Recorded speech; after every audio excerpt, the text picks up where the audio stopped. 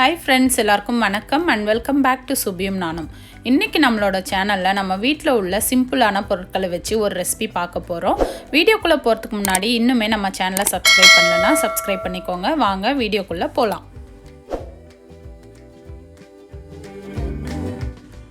இன்னைக்கு நம்ம சேனல்ல வெங்காய தொக்கு எப்படி பண்றதுன்னு பாப்போம். இத நம்ம வீட்ல உள்ள சிம்பிளான பொருட்களை வச்சு நம்ம சூப்பரா பண்ணிரலாம். இது இட்லி, தோசை அதுக்கு அப்புறம் சப்பாத்திக்கும் நல்ல அட்டகாசமான காம்பினேஷனா இருக்கும். இது கொஞ்சம் ஸ்பைசியா பண்ணா சூப்பரா இருக்கும். ஸோ இதை பண்ணுறதுக்கு முதல்ல ஒரு பேன் சூடான உடனே ஒரு 2 டேபிள் ஸ்பூன் எண்ணெய் ஆட் பண்ணிக்கோங்க. எண்ணெய் ஆட் பண்ணிவிட்டு இதில் நான் வர மல்லி ஆட் பண்ணிக்கிறேன். 1 டேபிள் ஸ்பூன் மல்லி ஆட் பண்ணிக்கோங்க. அதுக்கடுத்தது 1 டேபிள் ஸ்பூன் ஜீரகம் ஆட் பண்ணிக்கோங்க. இதை ரெண்டையும் லைட்டாக ஃப்ரை பண்ணி விட்டுருங்க. அடுத்தது காரத்துக்கு ஒரு 5லேருந்து 6 காஞ்ச மிளகாய் ஆட் பண்ணிக்கிறேன். அதுக்கடுத்தது 3 காஷ்மீரி சில்லி ஒரு கலருக்காக நான் ஆட் பண்ணிக்கிறேன். நான் முன்னாடியே சொன்ன மாதிரி இது கொஞ்சம் ஸ்பைசியாக இருந்தால் தான் சூப்பராக இருக்கும். அதனால் கொஞ்சம் மிளகாய் அதிகமாகவே ஆட் பண்ணிக்கிறேன். அதுக்கடுத்தது நீங்கள் சின்ன பூண்டு எடுத்துக்கிறீங்கன்னா ஒரு 15 பல்லு பூண்டு நம்ம இதில் ஆட் பண்ணிக்கலாம். பூண்டு நல்ல டேஸ்ட்டு கொடுக்கும் இந்த சட்னிக்கு. அடுத்தது இதில் கொஞ்சமாக புளி ஆட் பண்ணிக்கோங்க. நான் ஒரு திராட்சை அளவு புளி தான் ஆட் பண்ணியிருக்கேன். ஸோ அந்த அளவுக்கு நீங்கள் ஆட் பண்ணிக்கோங்க. இதை மெயினாக சிம்மில் வச்சு நல்லா ஃப்ரை பண்ணிக்கோங்க. இல்லைனா மிளகாயெல்லாம் கலர் மாறினா சட்னி கருப்பு கலரில் ஆயிரும். அதனால் நல்ல சிம்லையே வச்சு இந்த மிளகாய் கலர் மாறாத அளவுக்கு ஃப்ரை பண்ணிக்கோங்க.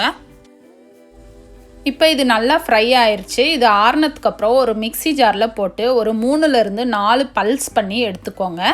இந்த மாதிரி நல்லா கொரப்பாக இருந்தால் போதும், ஃபைனாக அரைக்கணும்னு தேவையில்லை. அதுக்கப்புறம் இதே பேனில் நம்ம எண்ணெயில் கொஞ்சம் வெங்காயம் நான் இன்றைக்கி கட் பண்ணி வச்சுருக்கேன். ஸோ இது ஒரு 200 கிராம் வெங்காயம் இருக்கும். இன்றைக்கி நான் சின்ன வெங்காயம் எடுத்திருக்கேன். உங்களுக்கு சின்ன வெங்காயம் இல்லை அப்படின்னா நம்ம பெரிய வெங்காயமும் ஆட் பண்ணி இந்த தொக்கு செய்யலாம். அதுவுமே நல்லா டேஸ்ட்டாக தான் இருக்கும். ஆனால் சின்ன வெங்காயம் ஆட் பண்ணிங்கன்னா சூப்பராக இருக்கும். ஸோ இது கூட தேவையான அளவு உப்பும் நம்ம இதில் சேர்த்துக்கலாம். உப்பு ஆட் பண்ணும்போது நமக்கு வெங்காயம் சீக்கிரமாக ஃப்ரை ஆயிரும். ஸோ உப்பு ஆட் பண்ணிவிட்டு இதை நல்லா ஃப்ரை பண்ணிக்கோங்க. ரொம்ப ஃப்ரை பண்ணணும்னு தேவை கிடையாது. ஜஸ்ட் ஒரு கலர் மாறினாலே போதும். பாருங்கள், இந்த அளவுக்கு நல்லா ஃப்ரை ஆன உடனே எடுத்து ஆறுனதுக்கப்புறம் நம்ம மிளகாயெல்லாம் அரைச்சி வச்சா அதே மிக்ஸி ஜாரில் நம்ம சேர்த்துக்கலாம். இப்போ இது எல்லாத்தையும் சேர்த்து நம்ம நல்லா அரைச்சிக்கலாம். ஸோ இப்போ பாருங்கள், நான் இந்த அளவுக்கு இதை அரைச்சி எடுத்திருக்கேன். இதை நல்லா அரைச்சி எடுத்துக்கோங்க. கலர் சூப்பராக பார்க்கவே அட்டகாசமாக இருக்குது. டேஸ்ட்டும் அதை விட சூப்பராக இருந்தது. ஸோ இதை இப்போ நம்ம தாளிச்சிடலாம். ஒரு பேனில் 1 டேபிள் ஸ்பூன் நல்லெண்ணெய் ஊற்றிக்கோங்க.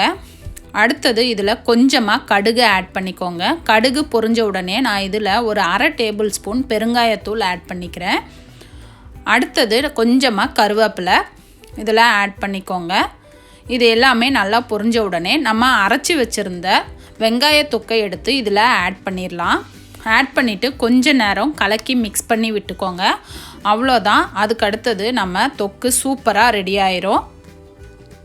பாருங்கள், இந்த அளவுக்கு நல்லா மிக்ஸ் பண்ணி விட்டுக்கோங்க. அந்த எண்ணெயெல்லாம் இதில் மிக்ஸ் ஆகிற மாதிரி.